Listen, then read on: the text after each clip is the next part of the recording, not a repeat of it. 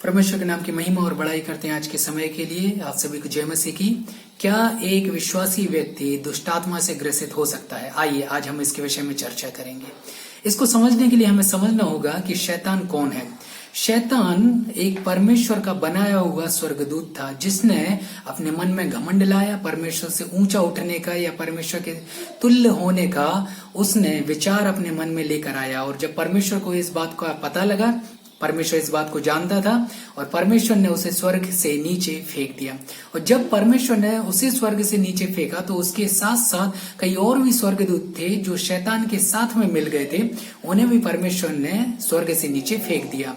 और उन लोगों ने मिलकर परमेश्वर के लोगों के विरुद्ध में कार्य करना प्रारंभ किया, जिन्हें हम कहते हैं दुष्टात्माएं। और वह दुष्टात्माएं परमेश्वर के लोगों के विरुद्ध में कार्य को करती हैं। तो वो बात हुई शैतान की और दुष्टात्मा की। अब हम बात करते हैं पवित्र आत्मा कौन है। पवित्र आत्मा परमेश्वर है। त्रिएक परमेश्वर में से एक पवित्र आत्मा परमेश्वर है, यानी कि परमेश्वर जो कि रचयिता है, जिसको शैतान अगर हम कहेंगे, शैतान और उसके स्वर्गदूत वह उसकी रचना है। तो इनमें से बड़ा कौन हुआ? बड़ा रचयिता हुआ। तो पवित्र आत्मा इनमें ज्यादा बड़ा है, ज्यादा शक्तिशाली भी है, ज्यादा सामर्थ्य भी है।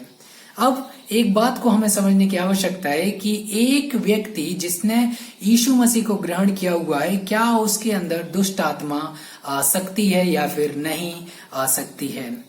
यूहन्ना रचित सुसमाचार उसके 14 अध्याय उसकी 16 आयत में इस प्रकार से लिखा हुआ है, मैं पिता से प्रार्थना करूंगा और वह तुम्हें एक और सहायक देगा कि वह सर्वदा तुम्हारे साथ रहे। यीशु मसीह कह रहा है अपने चेलों से पवित्र आत्मा के विषय में कि मैं प्रार्थना करूंगा और पिता तुम्हें एक और सहायक देगा और वह तुम्हारे साथ बना रहेगा सर्वदा के लिए। आप समझिए उस शब्द को, सर्वदा के लिए मतलब हमेशा हमेशा वह विश्वासियों के साथ में बना रहेगा। दूसरा कुरिन्थियों की पत्री उसका 1 अध्याय उसकी 22 आयत, जिसने हम पर छाप भी कर दी है और बयाने में आत्मा को हमारे मनों में दिया है। ये पवित्र आत्मा की बात की जा रही है कि जिसकी छाप हम पर की गई है और बयाने में डाउन पेमेंट हमारे लिए कर दी गई है।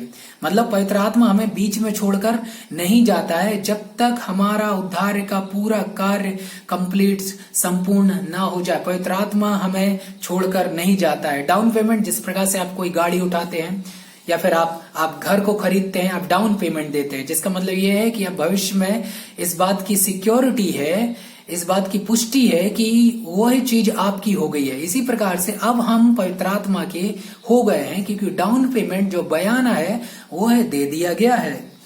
1 कुरिन्थियों की पत्री 6 अध्याय उसकी 19 आयत इस प्रकार से कहती है, क्या तुम नहीं जानते कि तुम्हारी देह पवित्र आत्मा का मंदिर है? जो तुम्हारा शरीर है वह पवित्र आत्मा का मंदिर है और जो तुम में बसा हुआ है और तुम्हें परमेश्वर की ओर से मिला है और तुम अपने नहीं हो।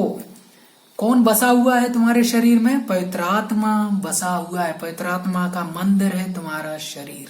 तो अब जरा आप सोच के देखिए कि पवित्र आत्मा हमारे अंदर बसा हुआ है और दुष्ट आत्मा हमारे अंदर आने का प्रयास करे। पवित्र आत्मा जो कि परमेश्वर है, जो कि सर्वशक्तिशाली है, दुष्ट आत्मा जो कि सर्वशक्तिशाली नहीं है, वह परमेश्वर नहीं है, वह पवित्र आत्मा का सामना नहीं कर सकती है।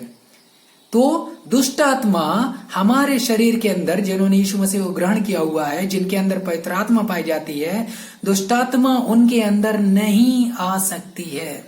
इस बात को आपको समझना है। फिर इसका मतलब क्या हो सकता है? उन लोगों का क्या जिन लोगों के अंदर दुष्ट आत्मा आ जाती है कलीसिया के अंदर। वह कलीसिया में आते हैं, आराधना करते हैं, गीतों को गाते हैं, उपवास प्रार्थना रखते हैं, लेकिन उनके अंदर दुष्ट आत्मा आ जाती है। उसका हम क्या कहेंगे?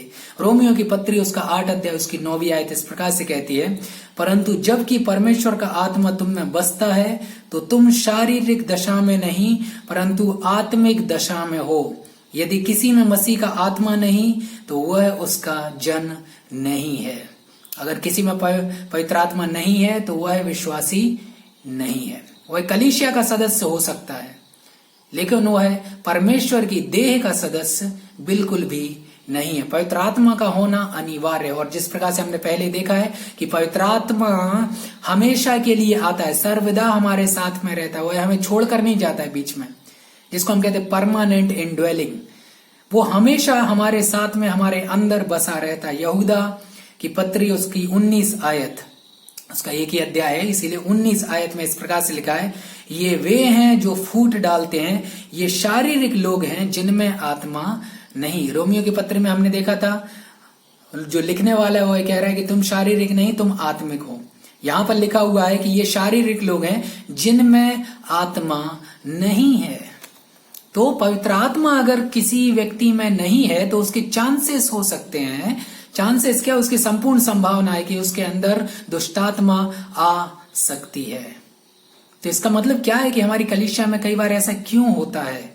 शायद उसके दो कारण हो सकते हैं। एक यह कारण हो सकता है, चूंकि पवित्र आत्मा हमारे अंदर है, दुष्टात्मा हमारे अंदर नहीं आ सकती है, लेकिन दुष्टात्मा हमें प्रभावित कर सकती है। एक प्रकार से डर हमारे मन में शायद हो सकता है। कई लोग जो शारीरिक रूप से कमजोर होते हैं, मानसिक रूप से कमजोर होते हैं, आत्मिक रूप से वह कमजोर होते हैं, लेकिन फिर भी वह आत्मिक लोग हैं, फिर भी वह प्रभु के दास हैं, प्रभु के लोग हैं, लेकिन वह कमजोर होते हैं। शायद इस प्रकार से हो सकता है कि वह लोग इतना ज्यादा प्रभावित हो जाते हैं दुष्टात्माओं से या फिर उसके डर की वजह से, और शायद इस प्रकार से लग सकता है कि उनके अंदर दुष्टात्मा आ गई है।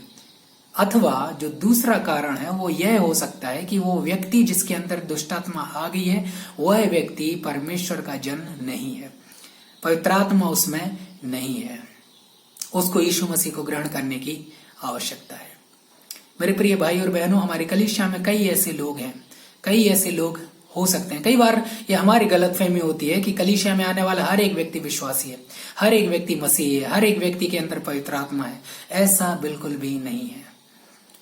कलीसिया में आने वाला हर एक व्यक्ति, कलीसिया में अविश्वासी लोग भी हैं, इस बात को आप कभी मत भूलिए। इसीलिए सुसमाचार का प्रचार टाइम टू टाइम होते रहना आवश्यक है। सुसमाचार का प्रचार, यीशु मसीह को ग्रहण करने का आह्वान टाइम टू टाइम होना आवश्यक है।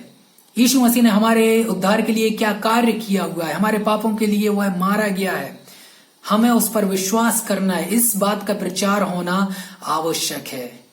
ऐसा ना हो कि कई हमारी कलीसिया में जो लोग हैं वह अविश्वासी दशा में पाए जाएं, वह इस दशा में पाए जाएं कि परमेश्वर की आत्मा उनके अंदर निवास ना करती हो, और वह इस दशा में पाए जाएं कि दुष्टात्मा अपना घर उनमें बना ले। बचने का केवल एक ही उपाय है, यीशु मसीह को ग्रहण करना। परमेश्वर आपको इन वचनों के द्वारा आशीष दे। आमीन।